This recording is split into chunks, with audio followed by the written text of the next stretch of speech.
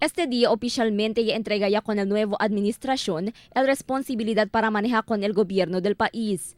En conexión con este el cinta también maga nuevo department secretary, que ta incluye maga oficial ya incluye el presidente Duterte na su gabinete.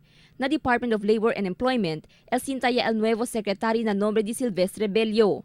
Como un nuevo doble secretary, él está propone para terminar ya con el contractualization ng labor sector.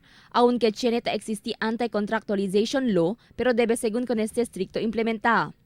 Na entrevista con el director regional del Dole na Rio 9 si Sinyo Cano, aunque ta permiti bajo na artículo 106 del Labor Code of the Philippines el contractual employment, pero cuanto según él ya abusa con este, ya resulta na contractualization of labor. El labor contractualization ta incluye mga temporary workers kaya ta resibi bajo salario kon menor o ichenevest no ay pa benepisyo.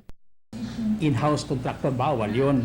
Dapat separate, talaga siya, may siyang sarili kapital, may sarili siyang opisina, para makapag-provide siya ng workers doon sa nangangailangan yung mga principal. So yun ang natin. So kasi pag ang kasi niyan, halimbawa may mga operation naman talaga hindi pwedeng yung true contract, halimbawa yung magpagawa tayo ng bahay, no? Carpentry work, sabihin mo ito ay good for 30 days or good for 30 days. So pwede ka mag-hire ng tao, maggawa ka ng contract na 30 days work ang trabaho mo. So after that period completion of the contract, tapos na yung contract, di ba? Pero ang halimbawa naman, on the other hand, halimbawa yung mga lagi natin rin yung mga end of contract na sinasabi na 5 months tanggalin o iikot, ay talagang bawal yun, especially so if una-una yung worker ay functioning ng function na necessary and desirable sa operation ng company. Según Concano, debe patas el derecho para con maga contractual, incluido el beneficio del maga empleado. El maga contractual employee ta hace el trabajo de un regular empleado na limitado tiempo. El trabajo que ta hace sila ta contribuye grande para na compañía, pero nunca kanila ya hace como un regular empleado.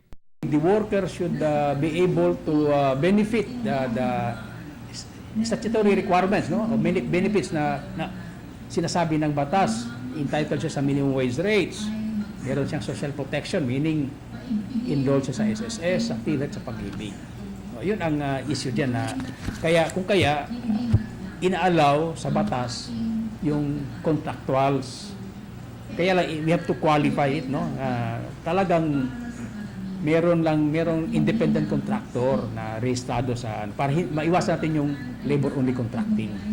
So, of course, sinasabi ng incoming administration na alisin nila, probably they will review the existing department order, then we leave it to them kung paano na. But kami naman, implementor naman sa regional office. So, whatever is provided sa existing rules, ano yung magbabago, we are ready to implement it. Na maga-rapid assessment ya conduci el departamento, ya descubría con cuántos compañía ta comete violación. Según Concano na nuevo dole secretary, esperanza ya el cuántos cambio y aumento programa. El soporta según el dole con el nuevo administración para nadie esté flano con el labor y employer sector na país. Actualmente está preparado el 2016 budget del dole para na implementación del maga programa y proyecto. Crystal Almonía, Dateline Zamboanga.